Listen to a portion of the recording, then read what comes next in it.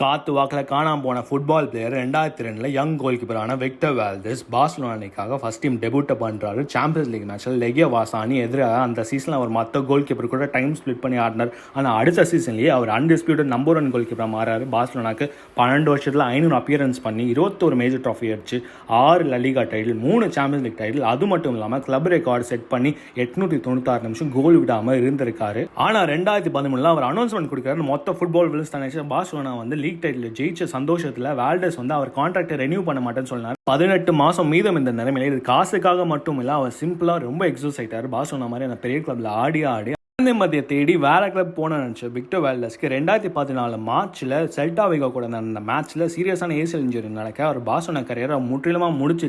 அதனால Spain world cup ஸ்குவாட்ல அவர் spot போக, as Monaco கூட நடந்த டிரான்ஸ்ஃபர் போக, அவர் வாழ்க்கையில முதல் தடவையாக கிளப் இல்லாமல் இருந்தார்.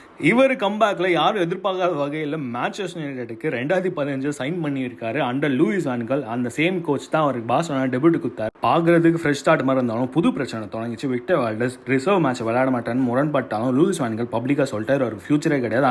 வேறு வழியே இல்லாமல் ஃபர்ஸ்ட் டீம் கூட ட்ரைனிங் பண்ணாமல் தனியாக ட்ரைனிங் பண்ணி அவர் கரியர் முடிவில் ரொம்ப வினோதமான முடிவுலாம் எடுத்து மிடில்ஸ்பரோ கூட மாதிரியான கிளப்புகள்லாம் ஆடி அப்புறம் ஒரு வழியாக கேம்லேருந்து ரிட்டையர் ஆகலாம் முடிவு எடுத்து ஜனவரி 1, 2018 சூரியன் மறையதை ஃபோட்டோ எடுத்து போட்டு எல்லாத்துக்கும் நன்றி என்று சொல்லி எல்லா சோஷியல் மீடியா டெலிட் பண்ணி முற்றிலும் மாயமாயிட்டார். அப்புறம் ஒரு டிவி ப்ரொடக்ஷன் கம்பெனி ஆரம்பிச்சு கடைசியாக பார்சலோனா அண்டர் 19 கோச்சிங் ஸ்டாஃபாக இருந்தால் அங்கே பேட்ரிக் லோர் கிட்ட சந்தை அங்கேருந்து தூக்கிட்டாங்க.